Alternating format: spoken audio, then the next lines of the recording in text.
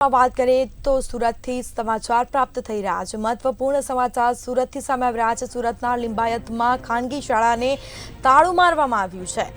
તો શાળાના સંચાલકોએ શાળાને તાળું મારીને પિકનિક ગયા હોવાની માહિતી પ્રાપ્ત થઈ છે। બીજી તરફ નર્સરીથી લઈને ધોરણ 10 સુધીના વિદ્યાર્થીઓને રજા આપી દેવામાં આવી છે। તો શાળા બંધ કરીને ફરવા જતા વાલીઓમાં પણ ભારે રોષ જોવા મળ્યો છે। તો શિક્ષકો ફરવા ગયા છે। ખાનગી શાળા સામે જિલ્લા શિક્ષણ અધિકારીએ પણ ફરિયાદ કરી છે। તો શાળાની બેદરકારી સામે કડક પગલાં લેવા વાલીઓએ માંગ કરી છે। સુરતના લિંબાયતમાં ખાનગી શાળાને તાળું મારવામાં આવ્યું છે।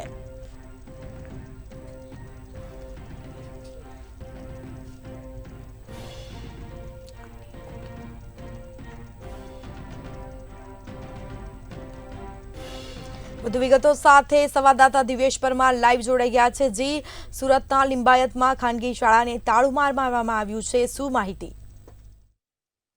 ચોક્કસથી જે પ્રકારે સુરત શહેરની લિંબાયતમાં જે શાળા છે તેમને તાળું મારવામાં આવ્યું છે અને ખાસ કરીને આ શાળાનું નામ છે માઉન્ટ મેરી અને આ ખાનગી શાળામાં નર્સરીથી લઈ ધોરણ 10 સુધીના તમામ વિદ્યાર્થીઓને રજા આપી દેવામાં આવી છે અને એક સપ્તાહ માટે શાળાના જે શિક્ષકો છે તે પિકનિક પર ગયા હોવાની વાત સામે આવતા વાલીઓમાં રોષ જોવા મળી રહ્યો છે। ખાસ કરીને એક સપ્તાહ સુધીની જે રજા છે તે આપી દેવામાં આવી છે અને આ રજા આપવા માટે થઈને જિલ્લા શિક્ષણ અધિકારી કે કોઈ પણ પ્રકારની નોટિફિકેશન બહાર નથી પાડી, તેમ છતાં આ શિક્ષકો જે છે તે રજા પર ઉતરી ગયા છે, પોતે પિકનિક મનાવવા ગયા હોવાની વાલીઓએ વાત રજૂ કરી હતી। આ સમગ્ર મામલે વાલીઓએ જિલ્લા શિક્ષણ અધિકારીને રજૂઆત કરી હતી અને જિલ્લા શિક્ષણ અધિકારીને ફરિયાદ મળતાની સાથે જ જિલ્લા શિક્ષણ અધિકારીએ તપાસના આદેશ શરૂ કર્યા હતા।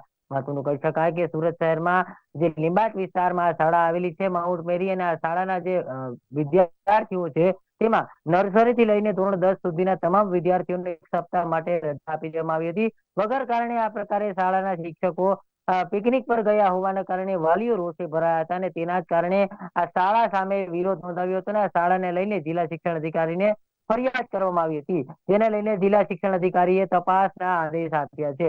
ત્યારે મહત્વનું કહી શકાય કે જે પ્રકારે આ શાળા જે બંધ કરવામાં આવી છે, તાળા મારવામાં આવી છે અને એક સપ્તાહ સુધી તાળા માર્યા બાદ વાલીઓનો રોષ જે છે તે સ્પષ્ટ સામે આવે છે, કારણ કે મોટી મોટી ફી ભરી અને વિદ્યાર્થીઓને અભ્યાસ કરાવતા હોય છે, પરંતુ તે દરમિયાન જ આ પ્રકારે શિક્ષકો પિકનિક મનાવવા જતા હોય છે અને એક સપ્તાહ સુધી બાળકોને રજા આપી દેવામાં આવી છે, જેને લઈને વાલીઓમાં સ્પષ્ટ રોષ જોવા મળ્યો હતો અને તેને જ લઈને જિલ્લા શિક્ષણ અધિકારીને રજૂઆત કરવામાં આવી હતી। જિલ્લા શિક્ષણ અધિકારીએ તમામ જે કહી શકાય કે આ શાળા છે તેમાં તપાસના આદેશ પણ આપ્યા છે। જી, નર્સરીથી લઈને ધોરણ 10 સુધીના વિદ્યાર્થીઓને રજા આપવામાં આવી છે। હવે ધોરણ 10ના બોર્ડની એક્ઝામ પણ નજીક આવી રહી છે, પરંતુ ક્યાંક ને ક્યાંક શિક્ષણની બેદરકારી પણ સામે આવી છે। કોઈ કડક પગલાં લેવામાં આવશે કે કેમ? ચોક્કસ જે પ્રકારે શાળાના વિદ્યાર્થીઓ છે નર્સરીથી લઈને ધોરણ 10ના જે વિદ્યાર્થીઓ છે તેમને અભ્યાસમાં ક્યાંક ને ક્યાંક ખલેલ પડી રહી છે, કારણ કે જે પ્રકારે અભ્યાસક્રમ ચાલી રહ્યો છે અને તેમજ પરીક્ષાઓ જે છે તે નજીક આવી રહી છે અને ખાસ કરીને તમામના સિલેબસ જે હોય છે તે અભ્યાસક્રમ પૂર્ણ કરવાનો હોય છે, પરંતુ આ રીતે અઠવાડિયા સુધી એક સપ્તાહ સુધી જે પ્રકારે શાળાએ રજા જાહેર કરી દીધી છે અને પોતાની રીતે મિની વેકેશન જાહેર કરી દીધું છે, જેને લઈને વાલીઓમાં પણ રોષ જોવા મળી રહ્યો છે અને વાલીઓ પણ જણાવી રહ્યા છે કે શાળા સામે કડક પગલાં ભરવામાં આવે, કારણ કે જે પ્રકારે શાળાને જે કારસ્તાન કર્યું છે શિક્ષકો, આચાર્ય સહિતના જે લોકો છે તે પિકનિક પર ગયા છે અને આ પિકનિક પર ગયા તે ખૂબ જ બેદરકારી કહી શકાય, કારણ કે અત્યારના સમયમાં જે પ્રકારે સિલેબસ જે નક્કી કરેલા હોય છે તેમજ જે સત્ર હોય છે તે સત્ર પૂર્ણ કરવાનું હોય છે અને તે જ સમયે જે પ્રકારે શાળાના શિક્ષકો પોતાની મનમાની ચલાવીને પોતાની રીતે જિલ્લા શિક્ષણ અધિકારી કે કોઈ પણ અધિકારીઓએ જાણ કર્યા વગર પોતાની રીતે એક સપ્તાહની રજા રાખી અને પોતે પિકનિક મનાવવા ગયા છે, તે ખૂબ જ બાળકોના અભ્યાસ માટે થઈને તેમના ભવિષ્ય માટે થઈને ખૂબ જ બેદરકારી કહી શકાય, કારણ કે જે પ્રકારની ઘટના બની છે તે ઘટના ખૂબ જ ખરાબ છે અને જે પ્રકારે તમામ વાલીઓ જે છે તેમાં સ્પષ્ટ રોષ જોવા મળી રહ્યો છે અને વાલીઓ જે છે તે જિલ્લા શિક્ષણ અધિકારીને રજૂઆત કરી છે અને શાળા સામે કાયદેસર અને કડક પગલાં ભરવાની પણ માંગ કરવામાં આવી રહી છે। શિક્ષકોની બેદરકારીના કારણે બાળકોના અભ્યાસક્રમ પણ પૂરો નહીં થઈ શકે અને જેને લઈને બાળકોના ભવિષ્ય પર કઈ અસર રહેશે?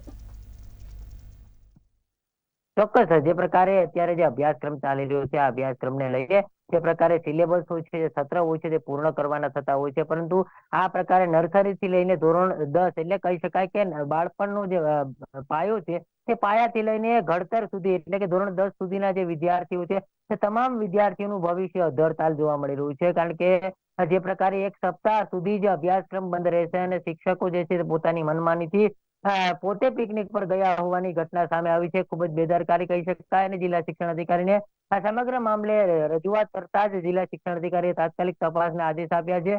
જે પ્રકારે આ બેદરકારી ભર્યું શાળાનું કૃત્ય છે તેની સામે કડક પગલા ભરાય તેવી વાલીઓની પણ માંગ થઈ રહી છે, કારણ કે જે પ્રકારે શાળાઓમાં અત્યારે ખાનગી શાળાઓ ફીની ઉઘાડી લૂંટ ચલાવી રહી છે તે દરમિયાન આ પ્રકારની ઘટના ખૂબ જ કહી શકાય કે બેદરકારી કહી શકાય, કારણ કે વિદ્યાર્થીઓ અત્યારે અભ્યાસક્રમ પૂર્ણ કરવાનો હોય છે અને તે જ સમયે આ પ્રકારે શાળાના જે શિક્ષકો છે જે વિદ્યાર્થીનો અભ્યાસ પૂર્ણ કરાવવા માટે થઈને શાળાએ આવતા હોય છે તે જ લોકો પિકનિક પર ગયા હોય છે, એટલે ખૂબ જ બેદરકારી કહી શકાય. અને આ જ વાત જિલ્લા શિક્ષણ અધિકારીને ધ્યાન આવતા તેમણે કડક પગલા ભરવાની તાકીદ કરી છે અને કહી શકાય કે સમગ્ર મામલે તપાસ શરૂ કરી દેવામાં આવી છે. તો કે શાળાના શિક્ષકો પિકનિક પર ગયા છે તેમ છતાં હજી સુધી જિલ્લા શિક્ષણ અધિકારી તો કોઈ પણ જગ્યાએ જાણ નથી કરીને તેને જ લઈને વાલીઓ રોષે ભરાયા છે.